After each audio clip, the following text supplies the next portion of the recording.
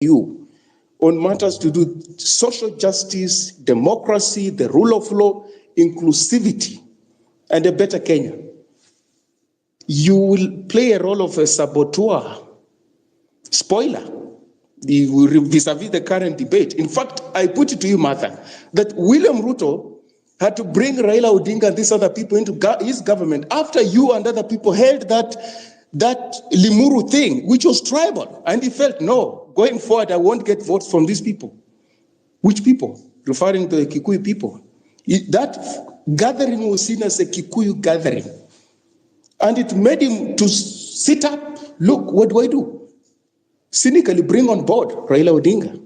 Bring on board the people you campaigned against the other day. Now, these are the questions Kenyans are asking, and they're valid. And nobody should say, no, Mother shouldn't respond to this question, should respond to these questions. Because how many of you people have ever met a sitting president one-on-one? She has.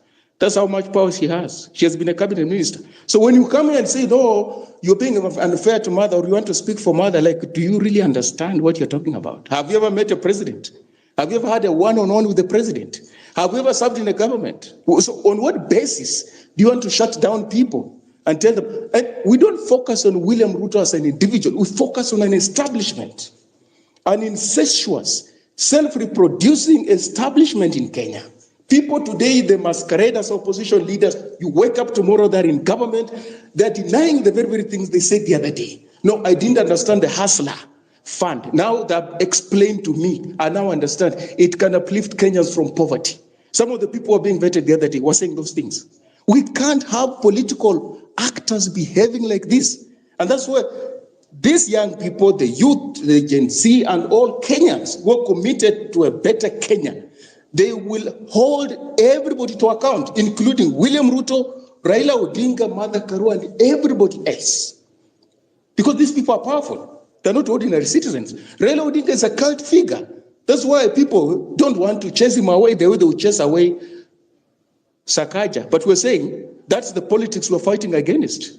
We don't have holy cows. We only want a Kenya where people are committed to ideals, to values, to the rule of law, to constitutionalism, and not to tribal politics, and not to individuals, and not to say Ruto is bad, Raila is good, or Mother is good, this other person is bad. No, you are good to the extent that your commitment to a better Kenya, to the collective well-being, is unwavering.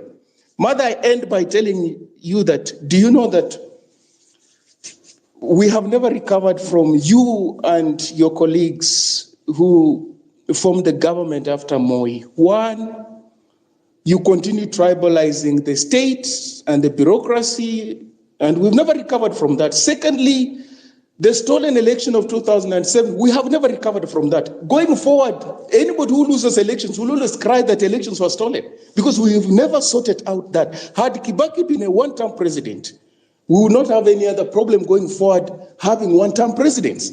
But because he refused, it's extremely difficult. Even William Ruto believes he cannot do a one-term because no one who came before him did a one-term.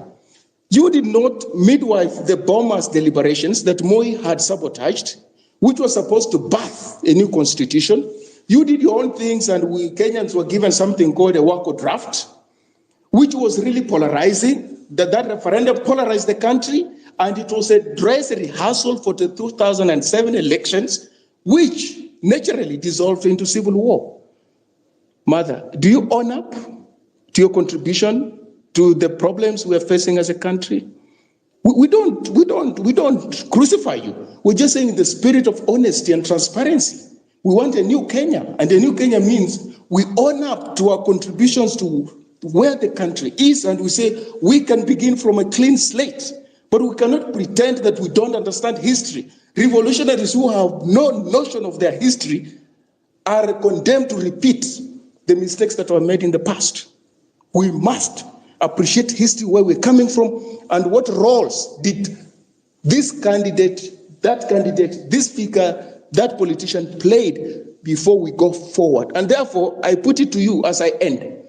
Mother coming here is important, is imperative. And we asking Mother these questions and raising these issues is completely imperative, is part of national healing. It's part of having a candid conversation that we don't have.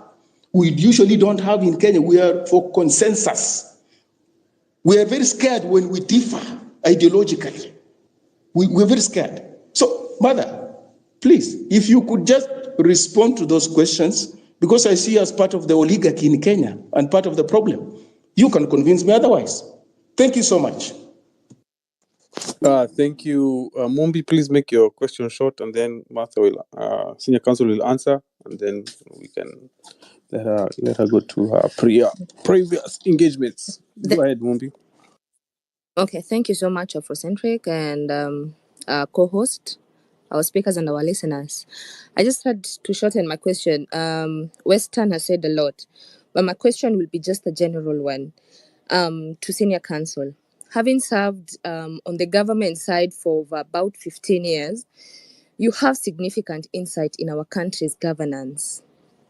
What is your perspective on why we draft, because coming from where we're from, we draft something like our finance bill in a place like Washington? Is it because we lack the expertise, or is there a deeper issue related to our colonial history that you could shed light on? And then, additionally, let me take a little bit of a spiritual perspective. Considering that our foundations were laid by early British colonizers like Kina Sabalin, Kina Evelyn Berlin. Do you believe that this foundation really influenced the belief that we are battling right now against these principalities and powers? Because up to right now, we see them putting their foundation till date. And you've been in the government. So me asking you, I feel like you could shed more light on this, because we see till date, they're still putting this foundation. An example is that they have really put a big and tall foundation at the roundabout of railway station, what we call and what we term as obelisk. What is your take on such things? I said I'm going to take a spiritual turn because as we are winding up, and from your own capacity and understanding, how do we truly emancipate ourselves from these ties to truly becoming independent and free from reliance on these IMF and World Bank? Thank you so much. I hope you guys can hear me. Am I audible? I hope I'm audible. Thank you for your question. I also want to add on, just before she begins to answer, I want to paint a picture before I ask my question, because Martha Karua has had a career as a politician and a legislator for some time, and her having served as both Minister for Water Management and Minister for Justice and Constitutional Affairs in the Mwai Kibaki administration. In the 1990s, back then, towards 2000, she was a prominent member of the opposition political movements that successfully agitated for multipartyism. That led to the ouster of the KANU regime in 2002, if I'm not wrong. And in 2008, after the disputed 2007 general elections, that elections resulted to a widespread of violence across the country. And she led a team that literally negotiated power. And you guys can remember so well when we had the back then chairman of the AU, if I'm Kofi Annan, that came to Kenya to constitute the handshake, and I think that was probably the first time we heard of handshakes and so on. And you also led a team that negotiated that power sharing agreement between the opposition leader back then, Raila Odinga, Orange Democratic Movement, and now 14 years later, rather 15 or so years later, Raila would go back and pick you as his running mate in the 2022 general elections. So, which was Ruto and his peoples were declared the winners of the elections. Now, my question is, what was, and we saw what happened during the post-election violence, people being banned left, right, and center, people killing each other left, right, and all that. But now this movement has really stood up to, shun all leaders, because we've just learned that sometimes all leaders are all the same. So what will be the difference between whatever is happening right now with the anti-finance bill tax protest, and back then where we had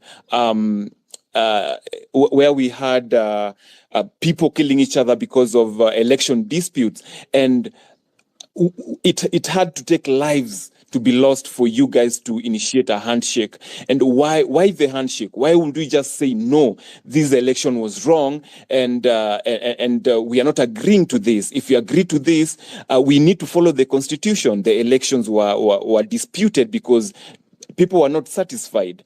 Why initiate that handshake? And why now did we take time? Because this thing was not about Raila. The anti-finance bill was not about Raila. And you leaders just sat on the fence and did not say anything to say that, hey, this is not the way it's supposed to be. And now moving forward, that was my first question. And my second question probably could be, why are we sitting on the fence while seeing the government butchering the constitution? Why are we not speaking out? Is it because we only speak out when we have something to benefit as politicians, or we only speak out, we only don't speak out because we are not going to benefit anything? So my last question is, now the protests that have halted the government and has agreed to talks with Raila Molo Odinga, which for us it was a surprise. This was not about Raila. We told Baba to go back to Bondo and relax after he lost his bid with the international seat that he was looking for. We just wanted no talks. We wanted to do this our way. Why is it that politicians are trying to interfere with the protest that we are holding? We don't want talks with the government, but other politicians are like, no, we need to have talks with the government. What do you have to say about that from where you sit? Those are my only questions. Thank you. Afro, can you allow me to ask a question based on, because all the people who have asked questions have asked about the past. Please, 30 seconds. We want to release Martha Karua and we get back on topic. I want to ask a question that is directly impacting on our future. Whereby my question is, what do you think, Martha, what do you think is the direct target of people like Imani Ichung'wah and the current government when they introduce the seed law, the Livestock Act, whereby they are selling they're taking loans on the fertile lands in the country? What impact will it have on our food security, our sovereignty, our independence, all these things? How will they impact our future if we lose our freehold titles, if the Livestock 2024 Act is enacted, if the seed law comes into play and we can no longer share seeds? How does this directly impact our sovereignty and our food security in the future? Senior Counsel, are you there? Okay. Yes, I will answer very quickly because there are questions I didn't put down. The two where a caller, therefore I can't remember the name because I didn't put down, was saying that Raila won and I should just apologize. I want to tell her that I differ completely. And I would refer everyone once again to what I said before and to the Kriegler report, an unbiased report, which is a public document and is online. I do not know what better evidence she has. As a participant, I believe I also know the details of what went on. And even with the exaggeration on both sides, I genuinely believe Kibaki won. Online again, look for a Professor Troop from the US who did an analysis, and his analysis led to the belief that even with vote exaggeration, if you remove the exaggeration from both sides, Kibaki won. That's neither here nor there, because Kriegler says it's useless to ask who won. I can only apologize for the loss of life, for injured feelings, but not for anything I did. I did not do anything that I shouldn't have done at all. Representing Kibaki doesn't make me a criminal. An agent is an agent, and every candidate is entitled. And that's why I asked, how is it that I am wrong for being Kibaki's agent, but my counterpart Orengo is not wrong for being Raila's agent? That's a very biased way of looking at it. I'm sorry, there we have to differ. The other question I have been asked, I want to actually correct. I have not been in government for 15 years.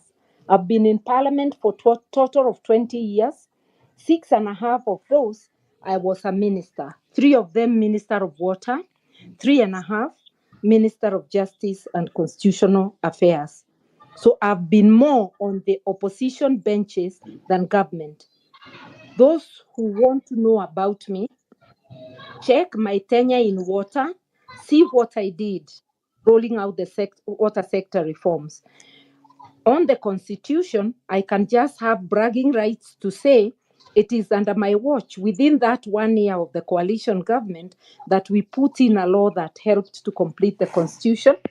And I did work as a backbencher to stop the mutilation of the draft before it was passed. In fact, Bandi now, who is been nominated CS Treasury, was one of my foot soldiers in making sure that we stop any amendment to the draft agreed on in Naivasha.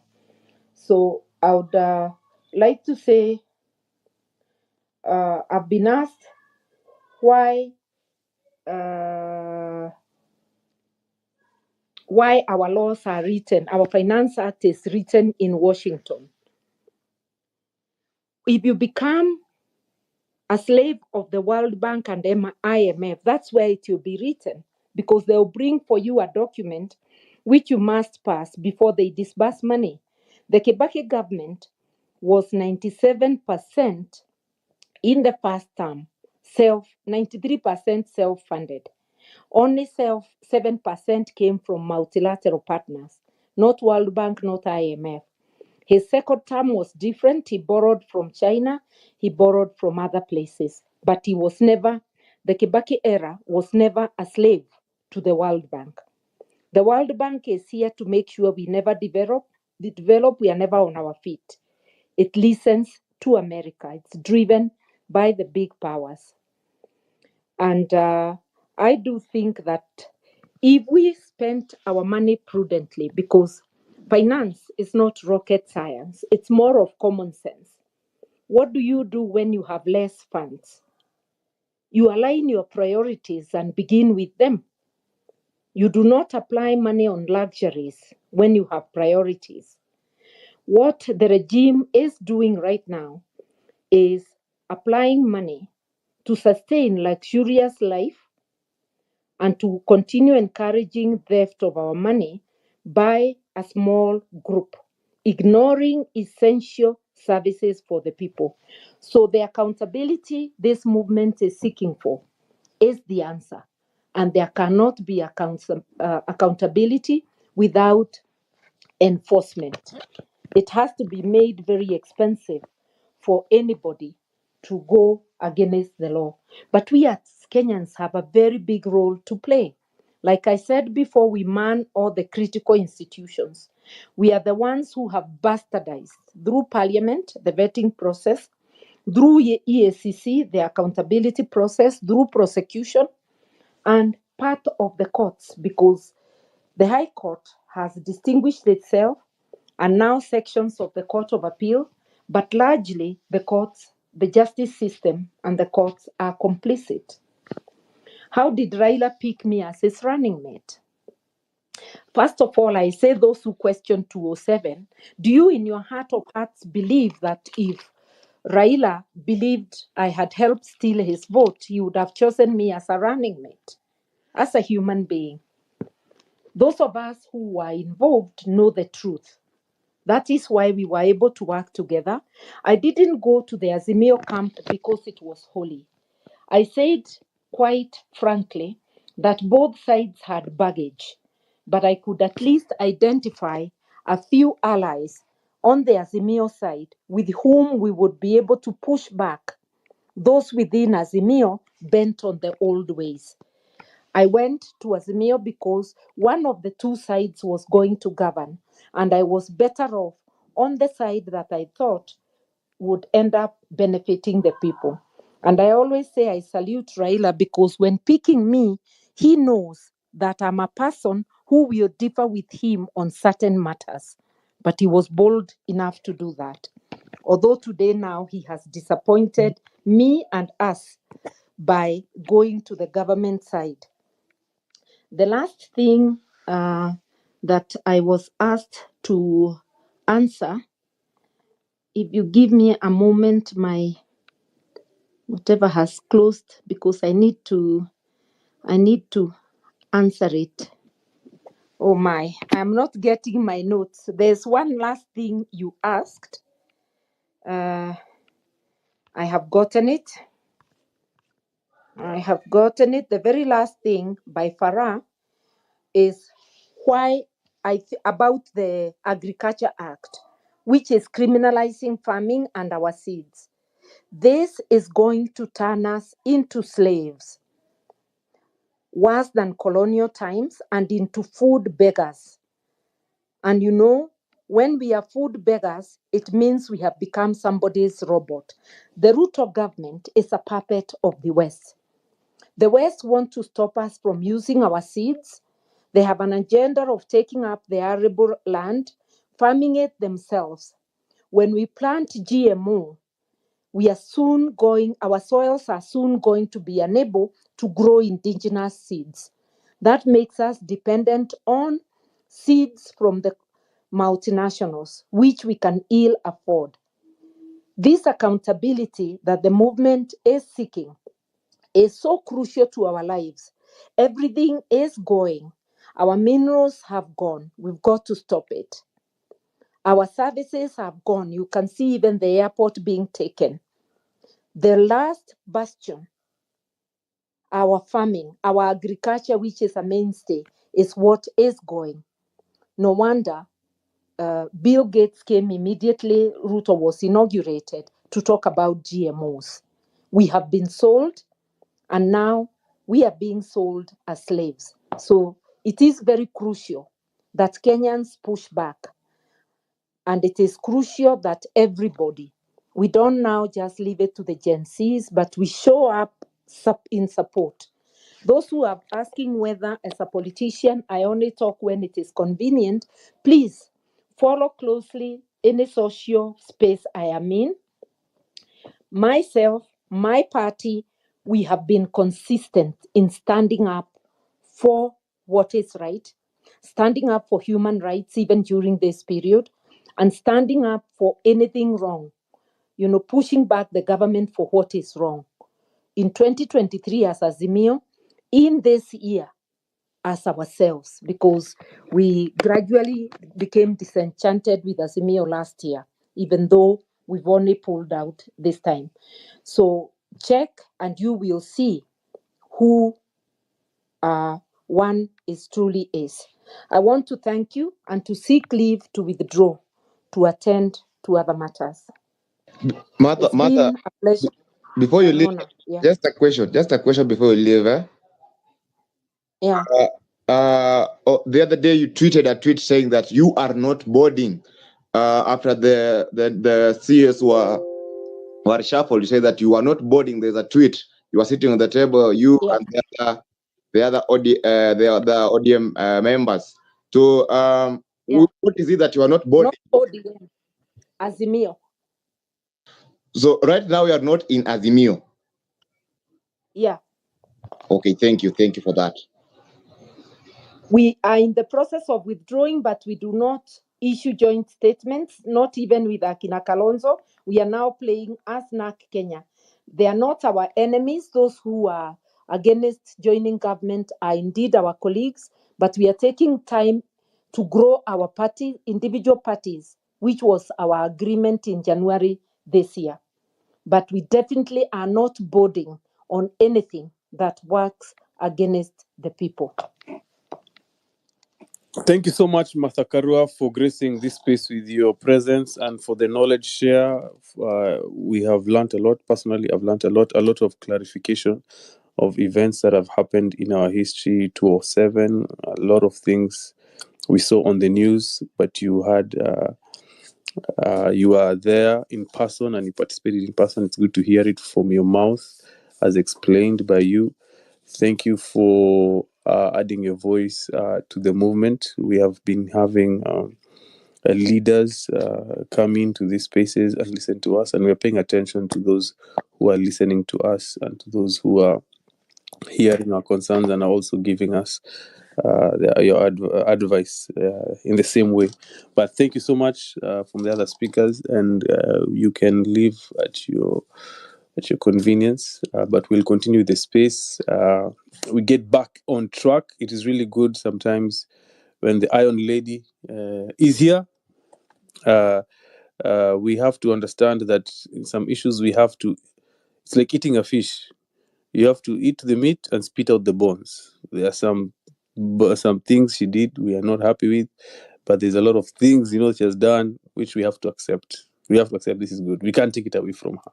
That's what she has done. She's a woman of principle. That we can give it to her. Akisema ni hivi, ni hivi. And she will resign in your face.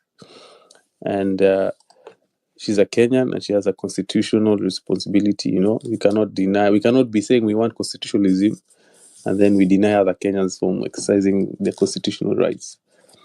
So the sword cuts both ways and we have to listen to each other. At the end of the day, as much as we disagree, we have to listen to each other and we chart the way forward. Guys, the march is on. Nanenane, we're moving forward. We are gaining steam. And I'm telling you, hata hii conversation imetutoa kidogo kwenye the path, because hii mlima ya Ruto must go is the tuna discuss hapa future leadership movement. No one will want to own this movement if we do not succeed. So this is the next 48 hours is critical, the most important 48 hours of our lives as Kenyans. We know this thing has grown, it has taken off X, it has taken a life of its own. Hata sahi tukikuja kwa space sema hii hatuendi tutashanga. This word has spread all over Kenya, thanks to you passing that voice from your neighbors to your family members to everyone. And now we just want to hear from people who are coming from outside the city. I hear there are buses rolling in, some people planning buses. I've been getting some messages in the comment section and also in my DMs. We want to plan that effectively. KOT is here. He's also overseeing a lot of logistics. He's going to share also a little bit about what's going on. Guys, Nanenane is on. Nanenane is on. Farah, your hand is up. Go ahead. Sawa bro, shukran. Can you hear me? Yes, we can. Sawa. Bro, the sababu ya kumuuliza Martha the question on the seeds and the livestock bill and everything is because a lot of us are focused on our past, what happened juzi jana. Hawa watu wanataka kutuibia our future pia, whereby we are turned into slaves. Our country right now, majority of the conservancies are registered by a UAE company for carbon credits. For instance, Shompole Conservancy, which is past Magadi, on the other side is Masai Mara. All of it is registered under UAE company. Do you understand what this means? This means we cannot industrialize. Hatuwezi tukajenga industries that pollute the environment because we do not have carbon credits. We have exhausted our own carbon credits, and it's because the people who already exhausted their own, who are polluting the environment for a period of time because they have industries and they have companies and they have factories. are now buying our unclaimed lands, where the forested regions and the. We still are, and you people are still okay thinking that tuko na maisha as a country here. We cannot, literally, the Seed Act, if it's enforced, you cannot share seeds. You have to register as a farmer. And once you're registered as a farmer, you have to buy seeds from a certified seller. Meaning, hakuna mambo ya sijui umeenda umeamua kulima eka yako 5, umeamua kulima eka 2, hiyo imeisha. Read the livestock bill of 2024. These people ni wenda wazimu, wanataka watu waregister mpaka makuku zao, whereby dume ya jirani ikikuja kwako you pay a fine because you're supposed to do artificial insemination. Mnaelewa kitu inaendelea kwa nchi? How are people not mad enough? You know, anytime you feel as though you're not angry enough, kumbuka kuna mtu alikuwa anagonga mlango, anasema madhe nifungulie gate, and he was shot dead hapo kwa mlango yao. And you people you're not angry enough. How is the mother who was in that house supposed to live with herself? Because she couldn't. It's a matter of a minute kufika hapo kufungua gate, mtoto amepigwa risasi, na wewe unatoka kutuambia tuongelee 2027. How are you different from the person who killed that child? Because they are also talking about 2027. Our future, we are still being sold as slaves. We are just not the commodity. Our future is the commodity. Majama, honestly, personally, wakati yote kuna maandamano, I suffer losses, but wallahi niko tayari for the next, hata kama ni miezi 3 nisi-earn. But after hiyo miezi 3, we live in a country that it belongs to all of us. How are you people okay knowing that you're barely making ends meet? Hospitals public hospitals are basically, they're empty, ni manyumba tu, hakuna madawa, doctors are not paid, they're all working in their private hospitals. A road, people, you people need to understand that there were generations that had problems. People were told to face kina Farao ambao walikuwa wanajenga pyramids. Our problem is facing people who cannot maintain roads. Na nyinyi mnaogopa. As Muslims, we are told al-amr bil ma'ruf wa nahy anil munkar. You stand up for what is right and shun what is evil, what is not right. So for this country, mimi in case Nanenane kweni yangu, I have two requests. Bury me in a flag and visit my mother, because this country either itakuwa yetu wote ama iumane.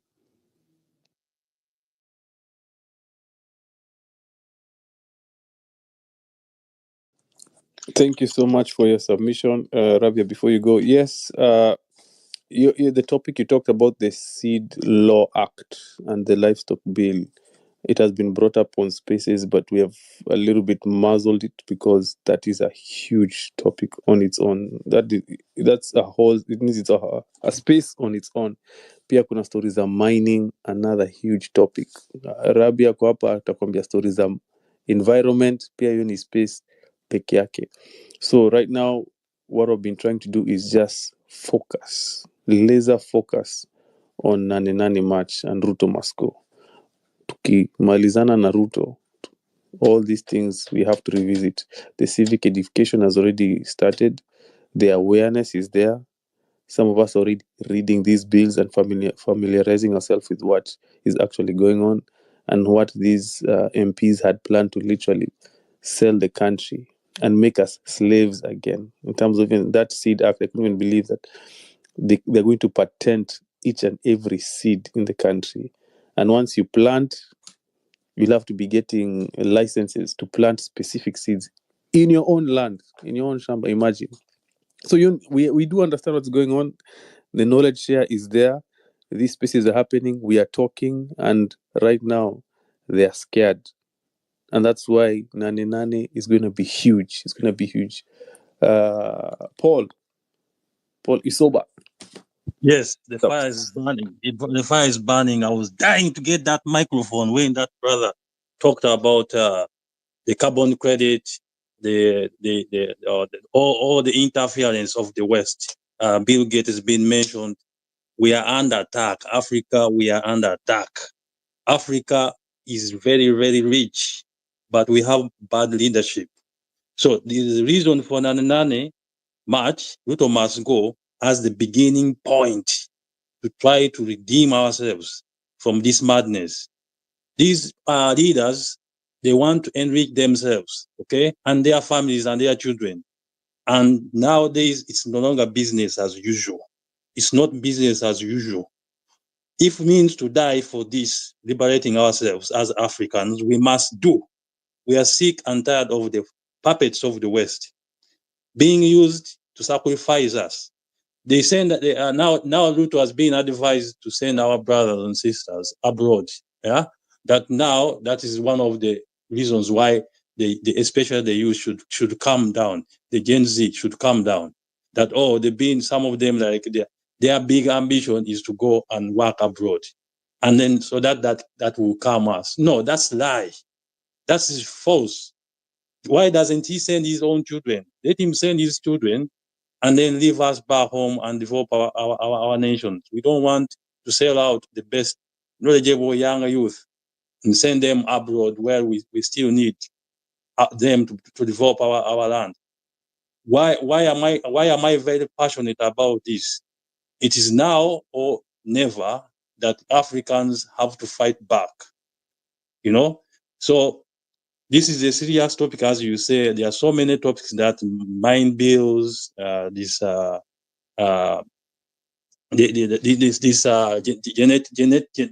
genetically modified kind of system that they are trying to bring us. There's a lot to talk about, but number one thing, we must get rid of all these misleading leaders. Get rid of them, okay? And we shall not send away Martha Karua on this platform. Let her bring her number and let us give her a chance. Let her hear her out. We still need her number. We are not asking her to lead us in this. No, we are asking her to be part of this. Even these criminals, let them confess and denounce, and then let them resign now. And then we say, Africans, younger youth have woken up now. We are sorry, we are misleading you, and we want now to hand over the responsibility to you. We shall sit back and give you guidance where we can. However, you take the steering wheel, okay, and lead us. Everyone is welcome on board in this Nanenane March because we still need their numbers. We need people to finance. We need supporters. We need resources, welfare issues, water. Everyone need to park their backpack with enough, plenty of water, plenty of power bank. The Nanenane is to get rid of Ruto must go fast. And if he's not left, even if we stay there for 1 month, it is going to be worth it. And I guarantee you numbers are a very, very important thing. With numbers, even those our brothers and sisters in uniform, they are going to join us. They have no option but joining us. And we're not going to tolerate them again murdering us. Yeah? We don't have guns. If they have guns, we are not on a military operation somewhere on the frontier. No, we are citizens. This is a national cause. Okay, so they can come there to protect all the paid hooligans that are going to disrupt. Those paid hooligans must be dealt with by the military and the police. However, civilians, wananchi, I'm going to bring my young brothers in primary school, secondary school, doctors, teachers, all of us as one team. They cannot subdue us. They don't even stand a chance. So right now we should be starting, if not already in Nairobi, in the areas around Nairobi, everyone has packed their snacks, water enough to sustain for 1 week, 2 weeks, 3 weeks, until Ruto has gone. And then once that is done, then we shall consider leadership. we shall bring on board Martha Karua because she has numbers. We're still not deciding whether she leads us. But thank you very much. I have timed out. Thank you very much. I appreciate it. Thank you so much, Paul, for your submission. Guys, I'm seeing some people there posting on the comment section. They are fundraising for Nanenane match. Please, we have not approved. I mean, or sanctioned anyone to put their personal number there to fundraise. So if you send, that is on you. It is not verified. We do not know the individuals doing that in the comment section. Let's be wise. Let's use wisdom. Alicia, welcome to the space. Hi, thank you. So I'd like to say that the person who spoke right before me was like really making good points. And also, I'd also like to say there was someone who said if you don't you cannot uphold and defend something you have not read. So I think we should all read the Constitution, because we say Ruto must go, but I really don't think that after a lot of people understand what happens after Ruto goes. Usually, if the president resigns, we have the vice president, the deputy president holding the seat for a while. So I'd like to say, would you people actually really like what's his name? Like that guy to hold the seat. I forgot. What is his name again? Gachagua. Rigathi Yeah, Gachagua. Gachagua. Would you really like this guy to be president again? Because Ruto is not acting on his own. Ruto has his own army of goons acting for him. So it's not just Ruto that must go. I think we are we're not really understanding that it's just the whole government that is the problem, and the whole government is working for one man and themselves. So I'd really like to say that as much as we're saying Ruto must go, on the 8th we should be saying that yes, Ruto must go, occupy State House. After that, we have to look for our own leaders. And now we have seen, honestly, I really did respect Martha Karua until some point, and I feel like after she left here, she left so many questions unanswered that I personally would not vote for her, because I think she's lying. But we have no other leaders lined up to say after Ruto must go, what happens next. And also, our military is not people we can trust, because clearly we have seen them killing so many people on the streets. You think our military is going to say, okay, guys, we're going to install a cabinet or a government that's going to work for us, and actually trust those people will lead us with the capacity that we want to be led with? So as much as we are speaking of Nanenane Ruto must go, we should be thinking ahead as well. And I know that this is like a wet blanket right now, but I really would like to say that we should be thinking ahead, because Ruto could go and we would end up in such a horrible position with people who not only they are tyrants, but they also want to kill us as citizens who said Ruto must go. So I'm really sorry for being that wet blanket Very, that very says wet we should blanket. Very, very wet blanket. I'm really sorry about that, but I think we should also be speaking of what happens after Nanenane, because I think personally after we remove Ruto, it's not going to be safe for any of us, It's even going to the be people very, who very spoke safe. in I this beg to place. differ. It will be the safest it has ever been. Kenya is going to be Uh, so and, safe, you're going to be shocked. Because right now we're being abducted. Do you and understand? Do you understand how many yes, dead bodies are absolutely, showing up in the morgue? absolutely. 245 And bullets. you think You think Kenya Ruto's is safe? friends are gonna be safer than him? We're not saying he's Very not The safe safe. though. We are after Very saying we safe. Ruto remove Very must safe. go and Ruto, the you whole think his situation. friends are gonna be Let, safer than let him? me submit to you. Safer It's option. going to be very safe. Number one, when you say Ruto must go, it is the presidency. So if Rigathi is somewhere sitting down, smoking a cigar, waiting for the presidency to be handed over to him, he's in for a rude awakening. We are occupying CBD, the presidency has to go. Ruto and his regime has to go. The constitution says it will fall in a transitional government, and then before we go for elections.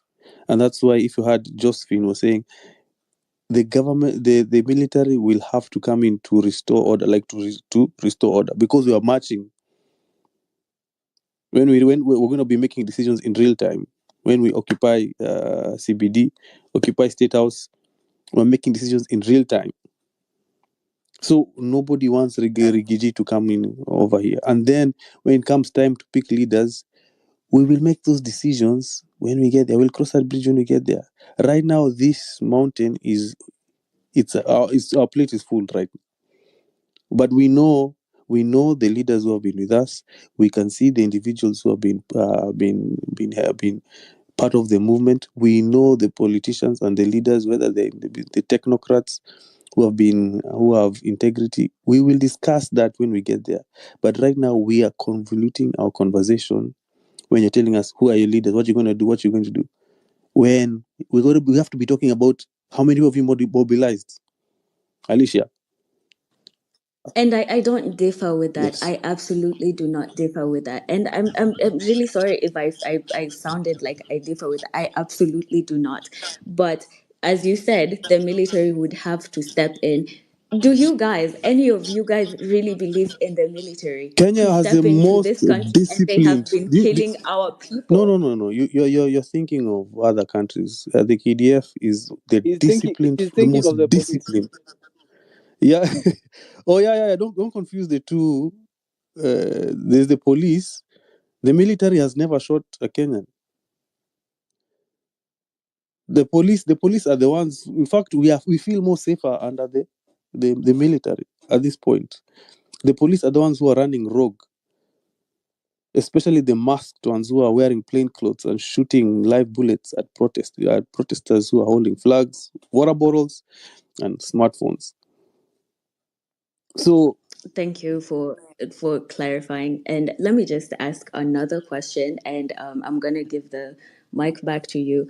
I'd also like to say that, okay, now that we're thinking of the military, like, shouldn't we also be speaking of how we will stay safe around, like, maybe I'm just paranoid, and maybe I've just seen the country like go into flames so many times that I'm just like, really, I don't believe it. But I really would like to say that maybe we should be speaking about how we're going to be safe in the hands of the military and the police. Fine, the military is not the police, but if they do act in clashes, how are the people who are going to protest going to be safe? Honestly, and as much as we're saying, oh, go protest, occupy space is State House, how are we going to make sure that our friends are going to be safe, like, in the hands of maybe the military, the police?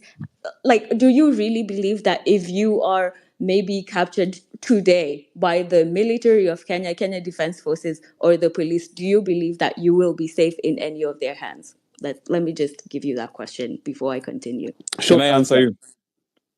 Are we Go safe ahead, at Abdul. this moment? Even in the current situation, are we safe? That's the most important question, first of all, because hatuko safe. Nobody's safe. How are you safe when people are plundering your future? How are you safe when you cannot afford medical bills? How are you safe when education has become as expensive as gold? Personally, I don't need safety that is masked by slavery. I would rather die on that day, wallahi, personally. And I'm not advocating for anybody to come out and kill them. No. But there's no safety in the current situation that we are in. We are actually safer on the streets when they are not stealing from us. Ambia Faith amute mic yake, anatupatia feedback kwa background yake. Na ina irritate masikio. Thank you very much. Anyway, Alicia, let me tell you something. I'm sure you're not in the country, right? I'm sure you're not in the country, I right? actually am. I Are you am in in the the country? country Ah, right now. interesting. Yes, Then why are you scared? Why are you paranoid? Have you ever gone for these mandamanos? I have. Yes. Okay. If you have, na umekunywa tear gas tao hapo CBD, haufai kuwa scared. I'll tell you for a fact, hii tear gas tumeikunywa, bullets zimepita kando yetu, you've seen bodies drop to the point that we don't fear anymore. We are numb. To be honest, we are numb. Personally, I'm numb. I've seen dead bodies on the streets while covering these protests. Sawa. Me and my boy, this dude in a black and white avian, it was Escowino Jr. We've seen people getting shot in Tao. We've seen dead bodies in Tao to the point that we are numb. So kitu tunataka tu ni change. And if we have to go through that, ndio tupate hiyo change, probably hiyo change, the people who will benefit are the children and the children of our children. Unaget? So, if you feel paranoid in any way, please usikuje Tao, na kuomba, na kusihi. That is your sixth sense speaking to you. Please kaa kwa nyumba. If you feel scared, kaa kwa nyumba. Do not be lured by anyone or anything. Kaa kwa nyumba. Revolution will be televised. It will be televised. At the comfort of your screen. Chukua remote, chukua kahawa, watch. You will see it. For now, we are going to look for that change on Nanenane. We're going to find it wherever it is. And we are not going to relent. Maze tumepoteza wase.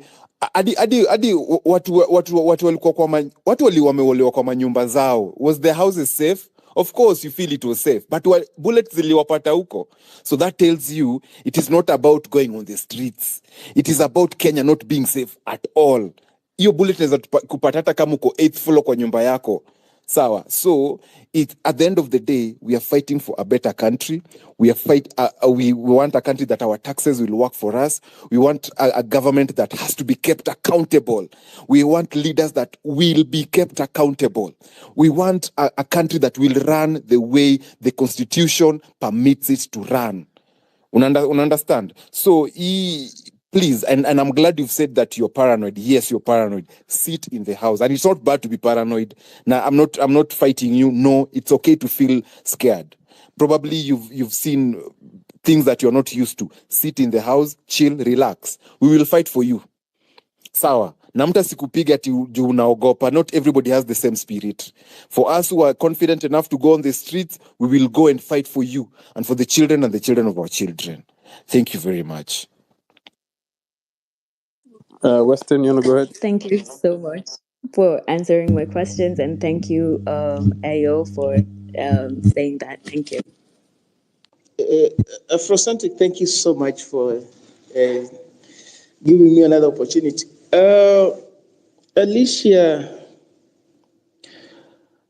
I think perhaps it escaped your notice. If you read yesterday's Daily Nation, it says that this is a very disturbing story there, but some of us have known it. It's not news. We've known it all along because we follow developments in Kenya. Kenya ranks 4th in Africa with the highest maternal mortality burden. 4th in Africa. What does that mean? It means Kenyan women lose lives senselessly during childbirth, owing to complications. Could be lack of equipment, lack of medicine, lack of proper training, just negligence, or just a decrepit health infrastructure.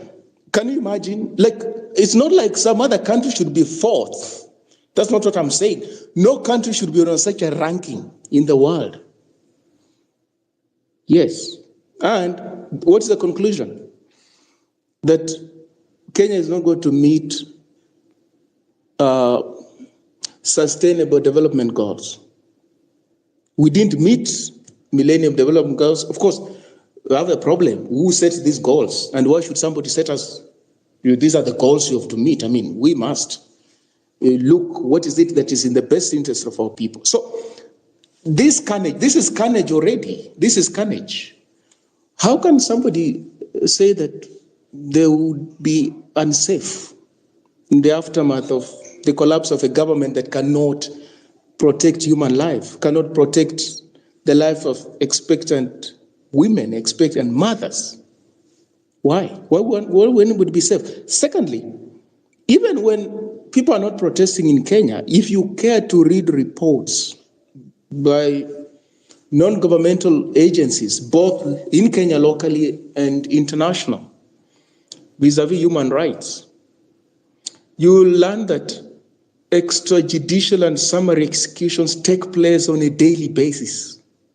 The Kenyan police rank among the worst in executing people. They don't need protests to kill people. Go to those informal settlements and find out what goes on there. They take you out. Summarily. So you are not safe already under the current circumstances. The government cannot protect your life, cannot uphold the sanctity of life, cannot enforce the constitution. How are you safe where there's lawlessness? And life is cheap in Kenya already. So could anybody be paranoid and jittery? What will become of Kenya in the event the government collapses?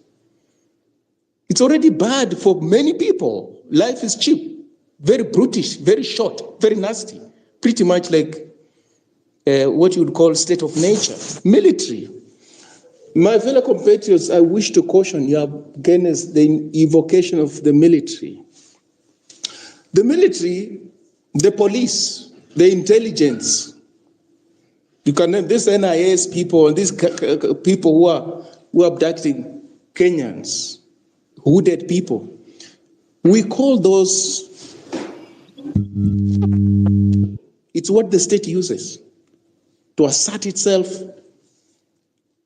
and to browbeat its opponents into line. Well, perhaps we don't remember. Do you people remember what the Kenyan military did in Mount Elgon? I think it was around 2008. Do you remember? Perhaps you don't. Massive atrocities.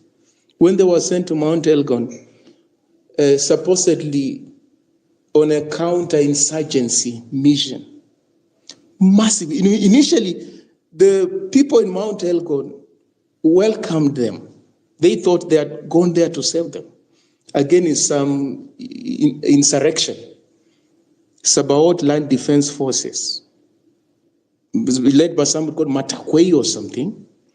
Read. Find out the atrocities that were committed.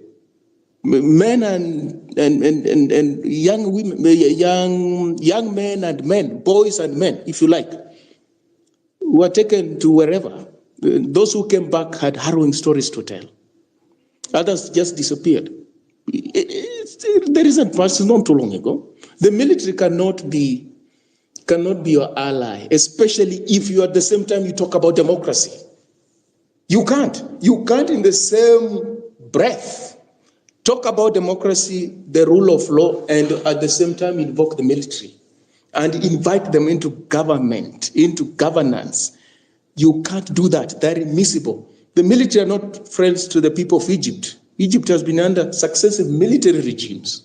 They are not their friends. The military were not friends of the people of Nigeria.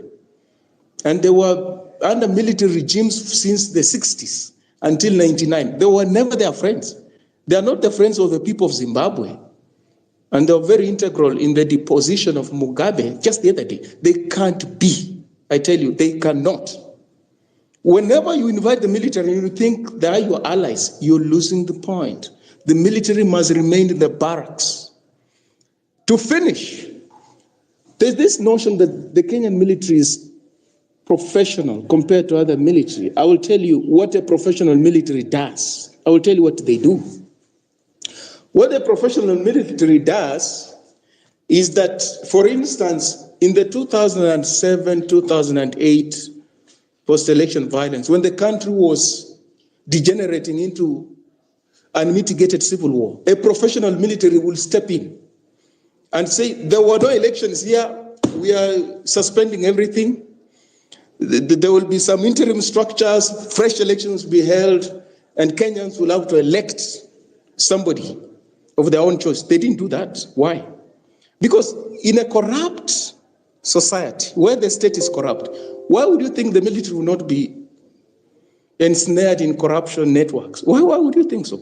Well, I'll just ask you one simple question. How many of you people know of somebody in Kenya who had an ambition to join the military, just woke up and said, there's a recruitment in that shopping center or in the stadium in the town, and went, met all the requirements, and was recruited? How many of you people know such people?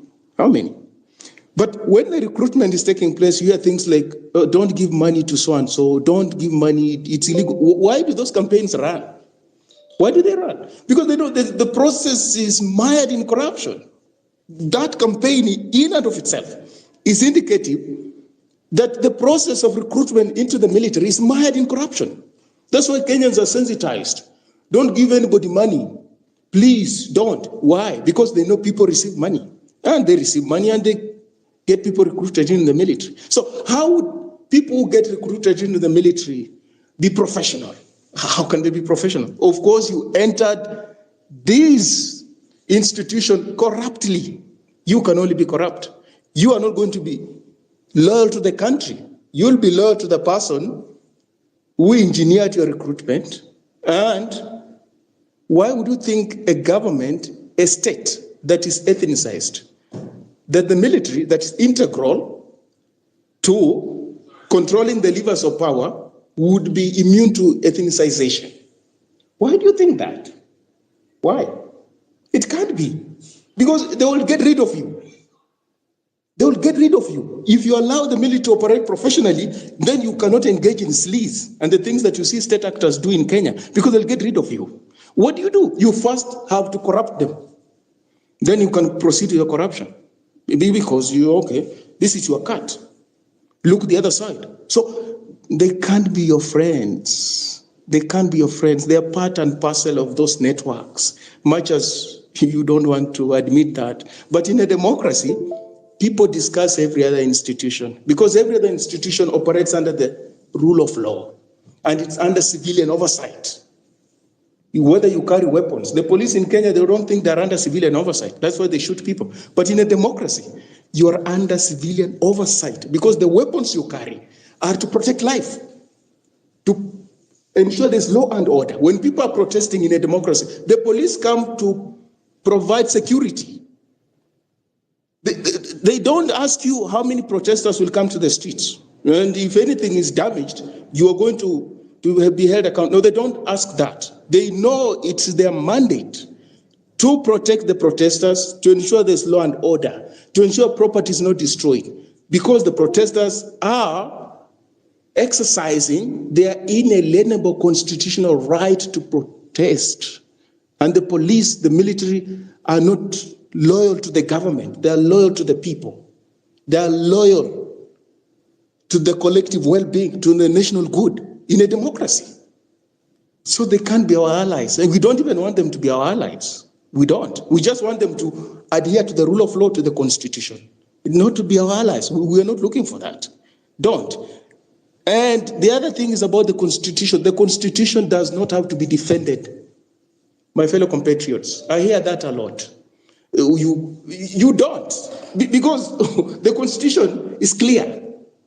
If you break it, you wait for the consequences, or if it's a moral question, you bow out and you take political responsibility or moral responsibility. What does that mean? You may be a minister of transport. You wake up one morning, two public transport vehicles collided, and there was carnage. People lost their lives. As a minister of transport, you resign. But in Kenya, minister of transport will not resign because they'll ask you, was I driving any of those vehicles? No, I wasn't. But when the rule of law upholds, you resign because as a minister of transport, you don't have to preside over loss of lives. The Constitution is clear. You have to defend life. You ensure the roads are safe. If you're a minister of police and the police shoot people, there's carnage, the way it's happening in Kenya, you resign. Because your role is not to preside over carnage, extrajudicial executions. That's the law. So where we say, oh, defend the Constitution. No, you don't have to defend the Constitution. The Constitution defends itself.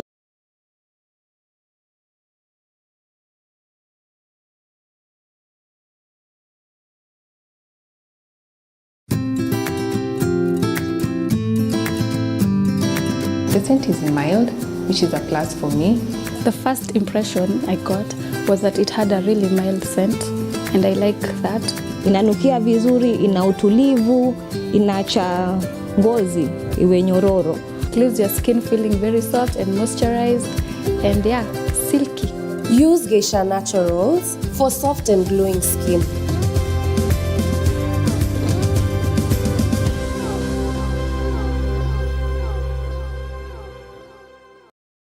Okay, just mentioned but a few. I want us to transition to the conversation that also is making headlines on the two dailies. I'm waiting for a clip for us to play that is on Gachagua. I know they are after me, and I am not scared if my mistakes are to defend my people. I am guilty. I don't have the money to bribe the MPs to protect my job. That is Deputy President Rigathi Gachagua. It is Kenyans, especially the Mount Kenya people, who supported me and Ruto overwhelmingly. It is not MPs who elected me. Also says the president did not tell me that Raila was coming with his people to government to get rid of me. He said they were coming to help and believe him. I want us to listen to him as he spoke about the impeachment plot when he spoke to different media houses on Sunday. Impeachment. No, the gesi uaga na gunyangano. Ono korona kureho motion ya impeachment ya kunyingata wira gutire thina. Andu aitwa Mount Kinyari. Aikono meno horo ciori. No make muno. Tondu diu niki kigituma makorona thina ati ne ndirariria andu akirima na ndirafuata maundu mao. Tehe turendaga kuingata Gachagua no tutirari na andu akuigana. Na riu tondu Raila ni arokire ri andu ake ODM mangioka tutukanire na itu nitukumuingata. Ni presidenti akejira danajira ararehera ina andu ake guka guthukia thirikari ka kunyingata matano ya itwa matana cia ina cigine chari macoke kuria mundu athuriirwo tondu ni iri ndithuritwo ni abunge ni thuritwo ni andu a Kenya. All right, I hope the subtitles do you justice to understand what the Deputy President is talking about. Let me begin with you, Honorable Mathengi, on this one. So how far is the impeachment motion? The impeachment motion only exists in the head of the Deputy President and his supporters. I am in Parliament. I have not been approached by any member of Parliament to append a signature to any intention of impeaching him. I have not proposed myself, I have not initiated collection of signatures towards his impeachment. It is a figment of his imagination and his supporters. I had the Speaker of the Nyeri County Assembly ask me in a funeral to state my position about an impeachment that apparently had been planned at night in some place in Nairobi.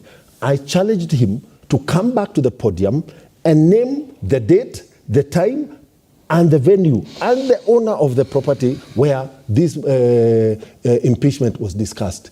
He declined. Proverbs 28 says, the wicked flee when no man is pursuing them. Are these people guilty of something? Is their conscience disturbing them?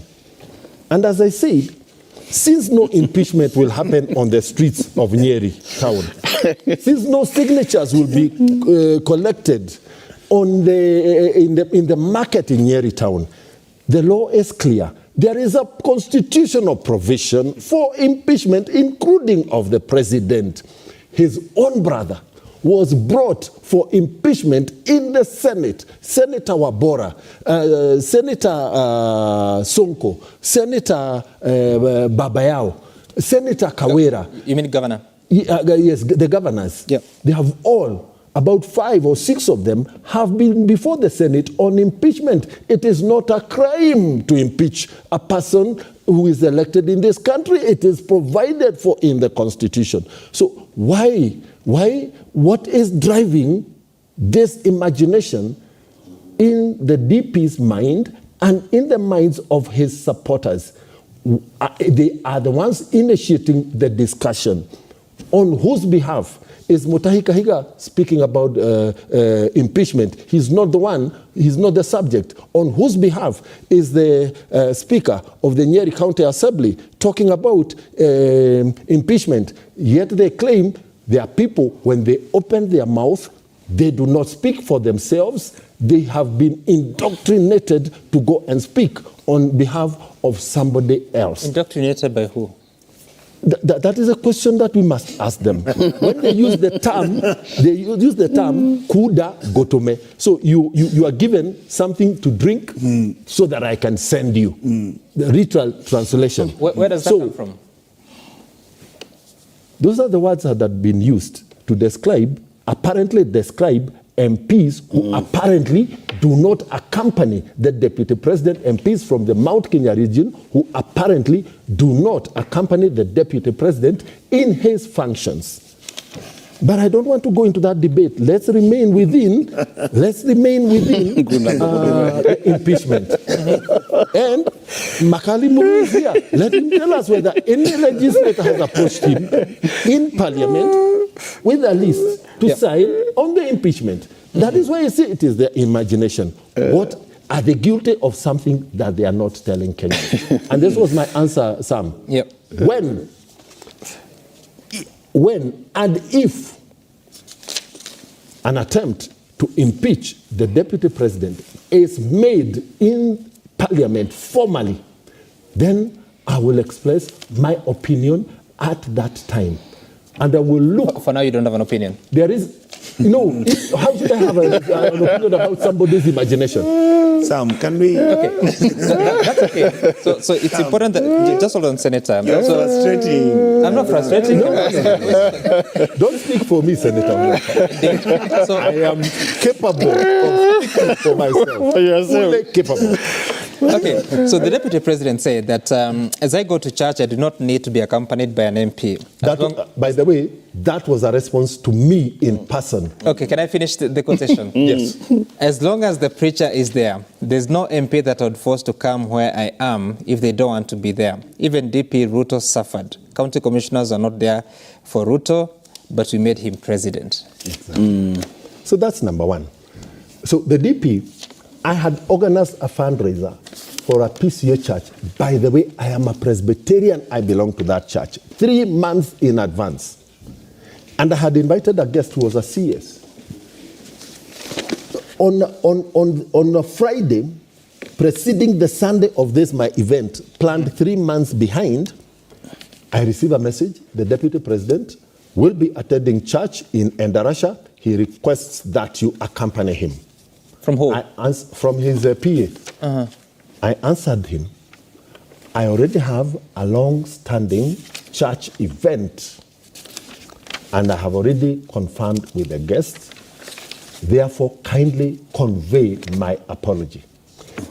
That day, his bloggers were all over the social media saying, I have confronted him and depicted that I am equal to him in power. I was serving the people who elected me. And that is why I sought in the same venue, in a function conducted by the same church. Mount Kenya with the deputy president? Is there? Is there a problem with members of parliament from Mount Kenya region with the deputy president? I have a problem with the deputy president myself. I have. And on the floor of parliament, I have said about intimidation, about coaction, and about dictating to me where I can be and where I cannot be. That cannot be allowed. When I start, if it will cost me, if failure to accompany the deputy president in every event that he has in the Mount Kenya region or anywhere else will cost me my parliamentary seat in Nyeri Town constituency, I am ready to face that eventuality. For now, I want to serve the people of Nyeri. I want to pose this question. In response to that, in Nyeri, I inherited Roringo Stadium that has been under construction for the last 7 years. He has never assisted me in pushing for that project to be completed. Okay. And I can point another one and another one and another one. We can push it. Let's move away from. Yeah, I think we can go to push it a bit higher. Yeah. Let me say this, Sam. Yeah. Have you heard of any motion? I remember about, was it last week? But I actually wrote on my X account that the deputy president ni lazima jipange na asipojipanga atapangwa. That was very short. And what I was saying is this: where there is smoke, Sam, even if you don't see the fire, there is fire somewhere. What is happening is that the DP needs to prepare himself, because I've not been asked to sign, but I can tell you for sure there are moves. There are serious moves. Can confirm. And I can tell you for sure, looking at the numbers, what Honorable Madenge is telling you is what most of these MPs from Central Kenya say. It's like, I don't know why it was said, but it's like a statement was made that all of them, the next election, they have to go home. So what they are saying is they must take somebody home before he takes them home. I hope you are getting that language. What they are saying is they must take somebody home before he takes them home. Now, looking at the numbers which they have as members of parliament from Central Kenya, looking at UDA MPs, yes, and looking at now the working relationship between ODM and UDA, I can tell you the DP's the DP's case is a closed case. so he has to prepare. He has to prepare himself, because I'm telling you the wave. You know, as wave, we have taken a position. People have said we will not be voting for him. We will be supporting him. But I can tell you for sure. Tamulo, I don't know why you say that with a laugh. Looking at the numbers, Sam. No, you know, this is the reality. When there is smoke, there is fire. We can mention the threshold. Okay, we can mention the threshold and then leave it to politicians. The threshold is? We can mention the threshold. Yeah. First, it's clear that under the Constitution, Article 150, it provides ways for removing the deputy president. One of them is that he is either incapacitated physically or mentally, and the other one is impeachment on the grounds of gross violation of the Constitution, where the MPs, there are serious reasons to believe that the deputy president has committed a crime under our national law or international law, and lastly, for gross misconduct. So I don't know how they are anchoring it. I'm sure, I'm guessing that they're not going under mental or physical incapacity. No, that is not there. So when you now go to Article 140, this is politics. Article 144 of the Constitution, right? Then the Article 150 then says the test has to be the same as the one for removing the president. Right. Then the provisions for removing the president are Article 145 and Article 144. Article 144 is the one on physical or mental incapacity, which we are ruling out. But when you look at Article 145, then the procedure is, at least there has to be someone pushing a motion. And what Mheshimiwa is saying is they haven't heard of it, though Mulu seems to say there's something going on. Then it has to be supported by a third of all the members. Right. And then the National Assembly, of course, has to pass it by 2/3. Yeah, 2/3 have to pass it. And then once it is passed at the National Assembly, it moves to the Senate. The Senate. Where the Senate, again, they will put up a committee. The committee will report to the Senate. And then the Senate, if the 2/3 of them again decide that this is what they are going to do, then they can easily impeach the deputy president. Okay. So that's the procedures. But now in this case, assuming Parliament has all the members of Parliament, you're talking about 233. 233, and the Senate, if you have, it's all the Senate. The senators, not delegations. No, it just says the Senate. Okay, so assuming it's all 67 are present, 2/3 would be how many? What is that? 2/3 of 60. 45? Yeah, about 45. Yeah, 45 senators. Yeah, so maybe now to Mheshimiwa, you can ask him whether the numbers are there now. No.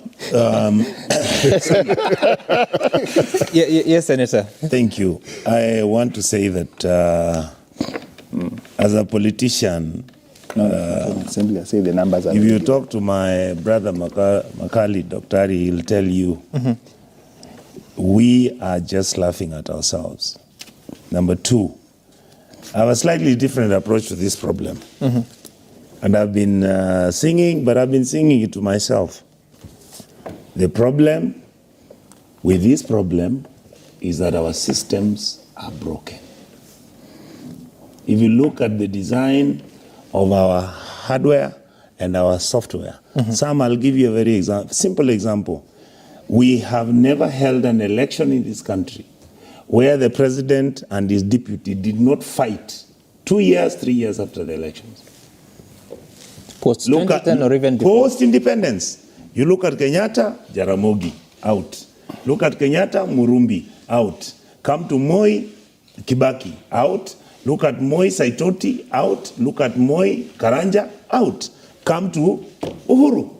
No, there was Kibaki, Kijana Wamalwa, Kibaki, Mudiawori, Kibaki, Kalonzo Musyoka. But the reality is that I'm giving you the trend. All right. I'm not the two cases. No, if you look at if you look at Kibaki and Kijana Wamalwa and Kibaki Mudiawori, fine. What happened after that? Then you come to Uhuru. Uhuru, we had a new constitution at that time anyway. Even during Kibaki's time, we had this new constitution which came up. The same outstanding issues that were there, which made those people at independence fight, the leadership at independence fight, are the same issues which have been carried out. If you look at what Gachagua is talking about, he's actually giving Kenyans the institutional memory of what has been happening for the last 60 years. He's talking about victimization. He's talking about violation of people's rights. He's talking about him basically fighting for his quote-unquote people.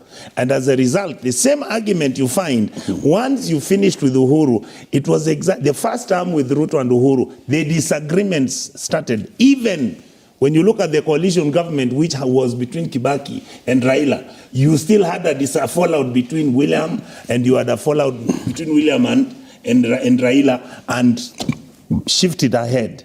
What has happened? President William Ruto is now president. He has won his elections. 2 years down the line, his bosom buddy, everybody reminds us how Uhuru and William used to wear long sleeved shirts with red ties, marching, running, talking about the same narrative that they came up with who? With Gachagua. Is exactly the same narrative that has played out. Now, this is my interpretation, Sam.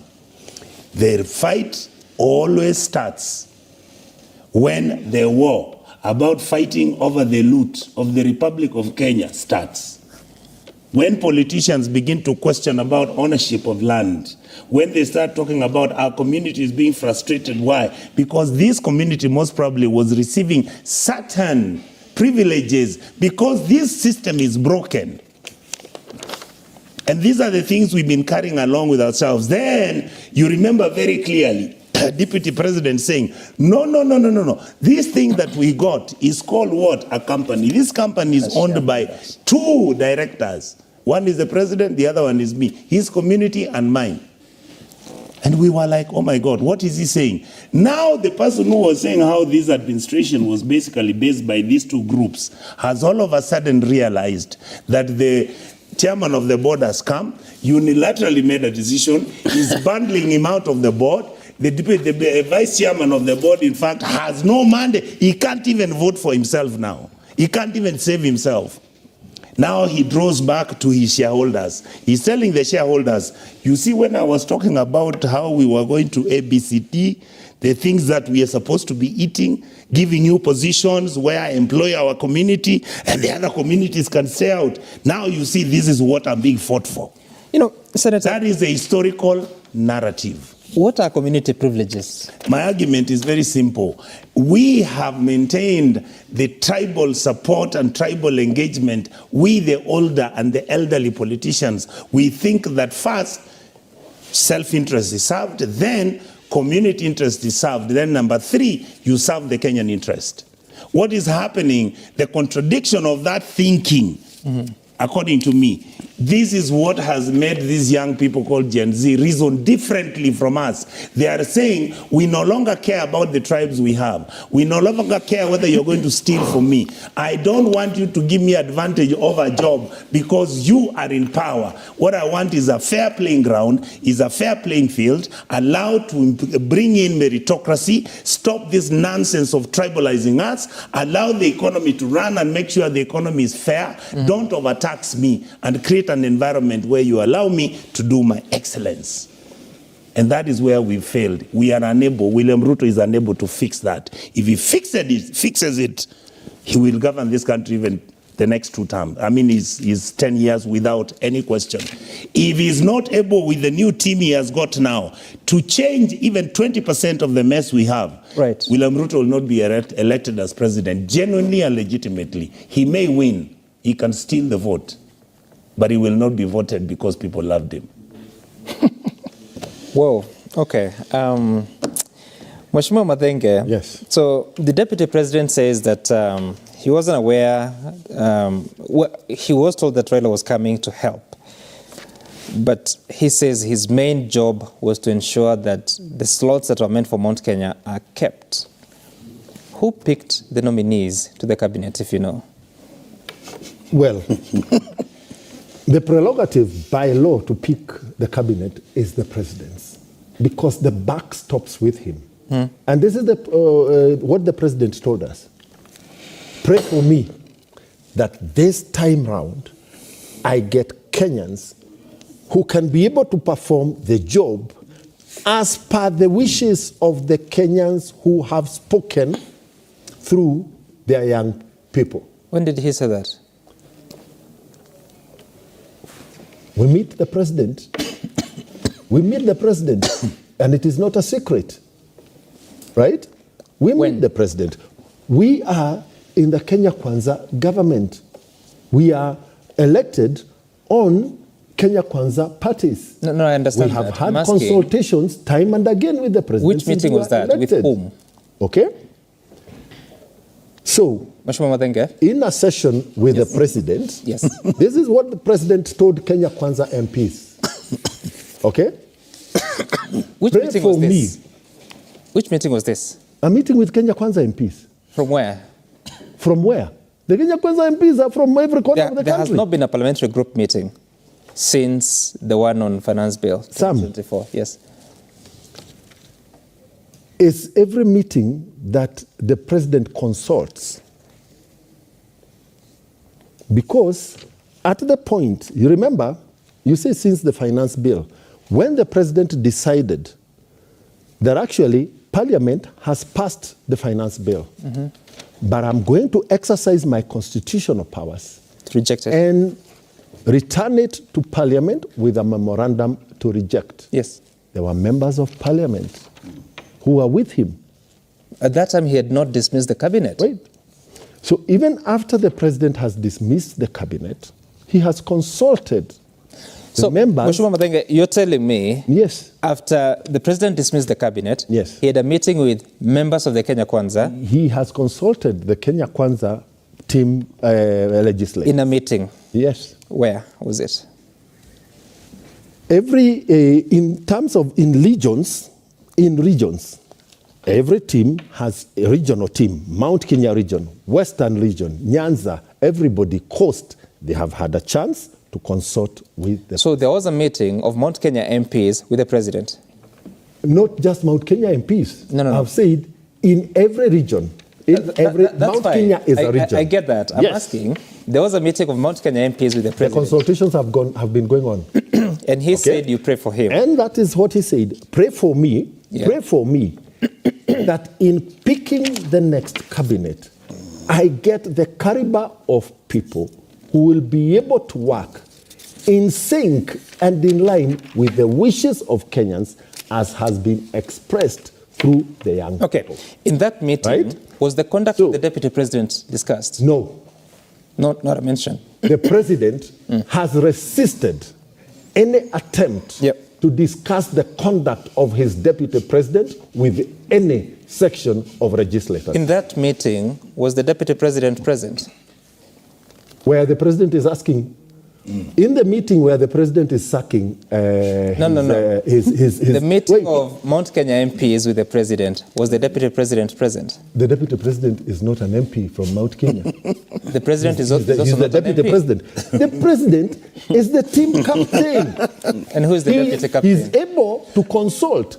See, when the president was announcing the decision, to dismiss his cabinet, where was the deputy president? So in the question of where he was, he's the only person who can answer, because it is not the only time that the president he was not in has that spoken meeting. to the nation with He was not in that meeting, with right? his deputy president not present. The discussion here was, now that I have dismissed the cabinet, I still have to go to the pool of Kenyans and pick. Okay? I will be requesting for your support on the people that I pick. But in exercising that mandate, I need your support in terms of prayers, that I may get the wisdom to pick the right people. Okay. That was his request. Okay. So after that meeting, did he mention that he was going to reach out to members of the ODM?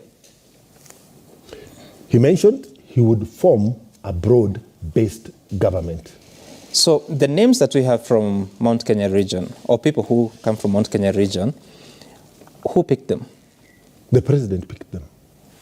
Did the team suggest any names? No. You sure about that? But I thought the team from Mount Kenya did not suggest, at least in the conversations we had. Okay. The president did not invite us to suggest names. But I think some. Allow me. Pray for me that I may have the wisdom to pick. That's okay. Yes. I think some, despite the differences Honorable Madenga might be having with the DP, the DP has laid claim to the fact that he's the one who retained his numbers. Nothing was taken away from the central region. And that means, could be direct or indirectly, then he had a hand in deciding who was to be picked. But to me, I think what is critical, Sam, is that, you know, when you look at what is happening, the truth of the matter is their intentions to get rid of the DP. And that one we might want to accept or not accept, that's the truth. But now what is happening is, you know, the DP has come out clear and said he has no money to bribe MPs. That even makes the situation worse. You know, when I was saying Anjipange, now when he comes out openly and says he has no money to bribe MPs. There's a clique of MPs he's always with. How much does he bribe them? You can now see how the money he's actually now rubbing salt on the. Sammy, remember I told you allow him to finish. Oh, you're done. So no, I'm not done. I'm still on this. Please, Senator. So these are some of the things which I'm saying. These are some of the statements you make, and they make things worse. I remember at one point, Sam, I was in a show like this with the DP.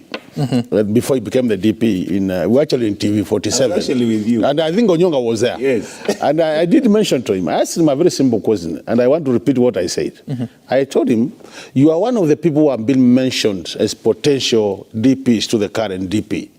That time, Ruto was DP. And I asked him, if the current DP is harassing the current president to a level that the president cannot sleep, can you imagine a situation where he will be the president and you will be the DP, the kind of harassment you go through? And when he came to Kitui, I reminded him of the same. I remember, we had around in Kitui, said Charles Luanga. I reminded him of the same. Now, I would want to meet him and ask him that question. What happened? so that we can discuss.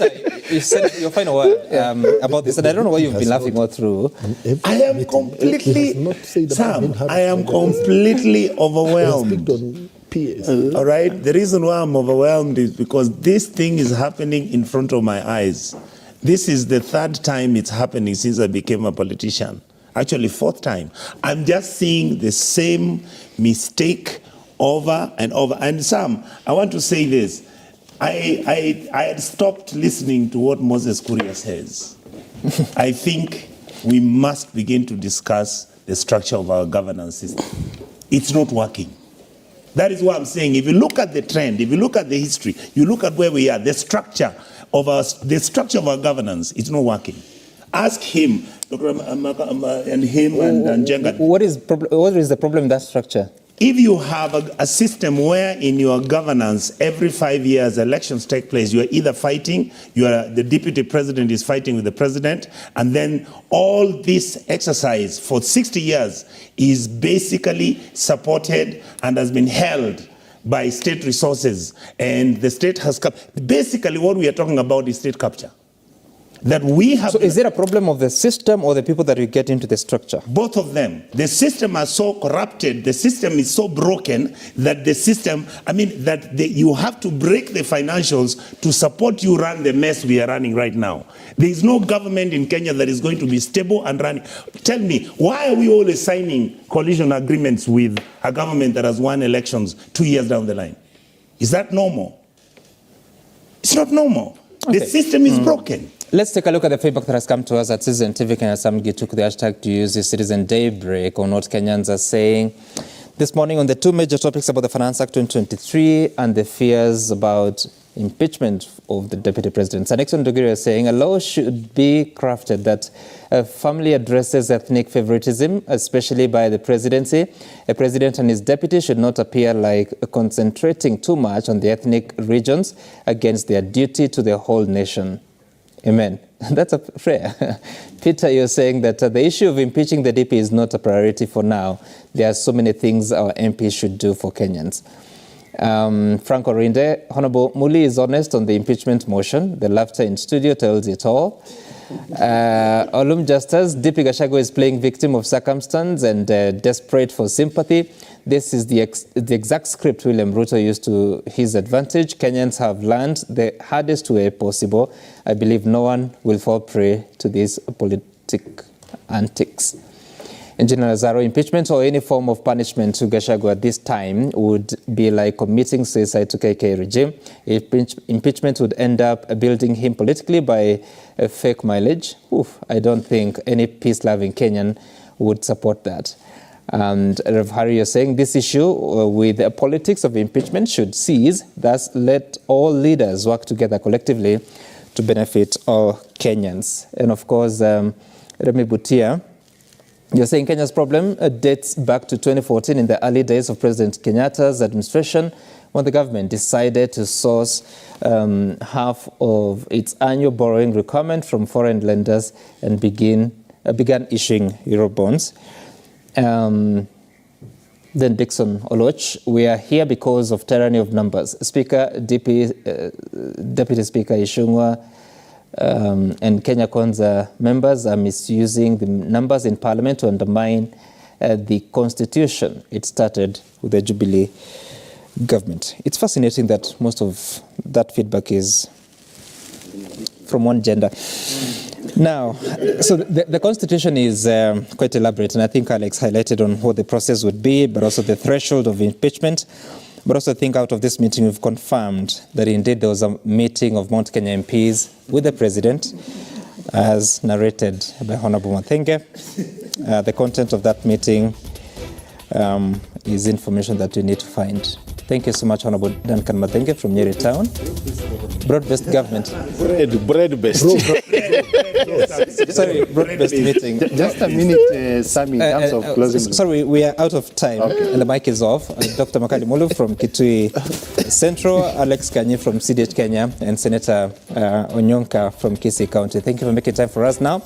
Martha Soshi is up next with the Safina Cheng Omar. Bye for now.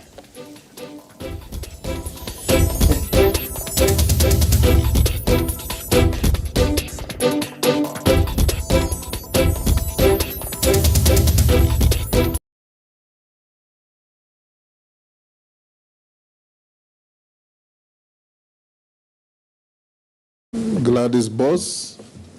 My left is Sarah Kyoko, our deputy clerk. I'll invite members who are your former colleagues to introduce themselves for the record, starting with Naisula. Naisula Lesuda, MP Samburu West. Kimani Shogo. Junet Mohammed, Suna East. Nelson Rapkoech, Belgut. Security Kosing, David. David Gikaria, Nakuru Town East. Mary. Emase Mary, Teso South. Abdul Rahim Daud, North Meru County. Ferdinand Kevin Wanyonyi, Kwanza, Trans Nzoia County. George Gitonga Murugara, Tharaka Nithi. Owen Baya, Kilifi North. Robert Mbui Kadhiani. Dido Raso Saku. Abdi Shurie Balambala. Mishimboko Likoni. Rehab Mukami, County MP Nyeri. Caleb Amisi Saboti. Stephen Mule Matungulu.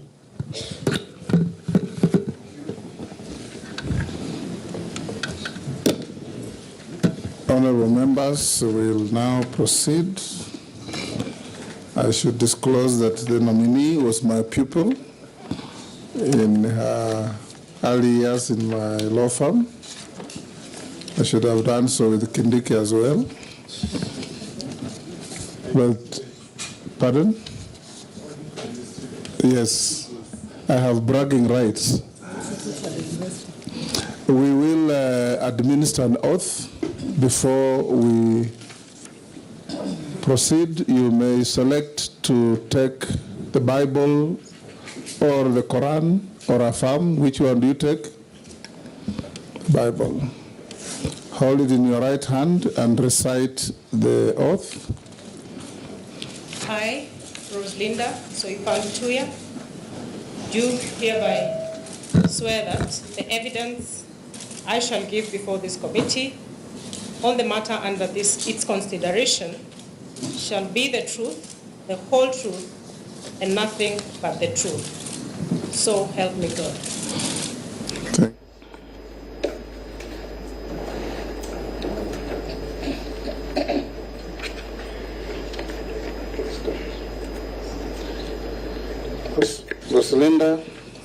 Rosalinda Tuya, we invite you, after signing the oath, to introduce yourself, name, your education background, your work experience, and your key competencies that make you think you are suitable for the appointment to cabinet.